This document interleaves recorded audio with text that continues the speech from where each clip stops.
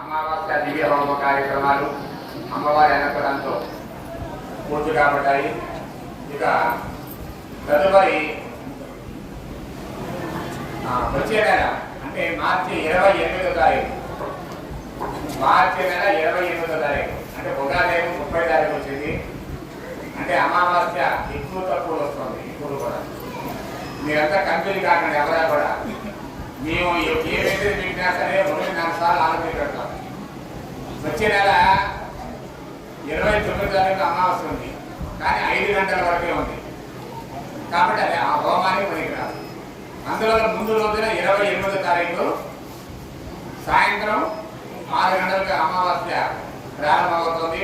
అందువల్ల వచ్చే నెల తప్పనిసరిగా 1 గంట లేటుగా హోమ కార్యక్రమాలు ప్రారంభమవుతాయి. అంటే 5:30 దగ్గర నుంచి ప్రారంభమవుతాయి. ఎందుకంటే అమావాస్య లేకుండా హోమానికి సంకల్పం ఉండదు కాబట్టి 5:30 దగ్గర నుంచి వచ్చే నెల 5:30 దగ్గర నుంచి హోమ కార్యక్రమాలు ప్రారంభమవుతాయి. మార్చి 28వ తారీఖు వచ్చిన కరెక్ట్గా వచ్చే నెల కాబట్టి గమనిస్తారని కోరుకుంటూ మరి ఈ కార్యక్రమానికి సహకరించే మీ అందరికీ కూడా, ఎందుకంటే పత్రం పుష్పం ఫలంతో ఒక రకమైన మా నరేంద్ర గారి 2వసారి అమ్మవారి హోమ కార్యక్రమాలు సంపూర్ణమైన అన్న ప్రసాదాన్ని సమర్పించడం.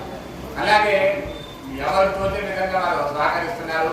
ఇది ఇంత కార్యక్రమం జరపాలంటే కనీసం 2 లక్షలు ఖర్చు అవుతుంది. మీ అందరి సహకారంతో ఇది పూర్తవుతుంది. కాబట్టి అందులో ప్రథమ మా భక్తుల నుంచి చివరి దాకా ఎవరైతే ఉంటారో వారందరికీ కూడా మనస్ఫూర్తిగా ధన్యవాదాలు తెలియపరుస్తూ ఒక సూచన మీ అందరికీ, ఈ కార్యక్రమంలో ఒకరు సంతోషం కలుగుతుంది, ఒకరు ఇంకో రకంగా, ఒకరు ఇంకో రకంగా. ఏ సమస్య ఉన్నా సరే తప్పనిసరిగా మీ యొక్క అమూల్యమైన సూచనలు సలహాలు మాకు ఫోన్ అవుతుంది. కానీ మీరు మాకు ఒక మెసేజ్ పెడితే తప్పనిసరిగా వచ్చే నెలలో వాటిని ఏమాత్రం అవకాశం ఉన్నా తప్పనిసరిగా మనం పాటిస్తాం. ఎందుకంటే ఇంకా ఒక మేడం తప్పనిసరిగా చిన్న సూచన చేశారు. తప్పనిసరిగా వచ్చే నెల నుంచి మేము తప్పనిసరిగా పాటిస్తాం. ఇది చెప్తున్నానంటే మాకు మా దృష్టిలో మేము వెళ్ళిపోతుంటాం. మీకు కొన్ని ఇబ్బందులు కావచ్చు, సంతోషం కావచ్చు, ఆనందం కావచ్చు, ఇంకోరకమైన కావచ్చు, ఏదన్నా సరే తప్పనిసరిగా ఇవాళ రేపు వద్దంటే తర్వాత మీరు మెసేజ్ కూడా పంపండి. తప్పనిసరిగా అమల్లో తీసుకుంటాం. తర్వాత భాషా క్రమంలో చివరి వరకు కూడా వెళ్ళిపోండి.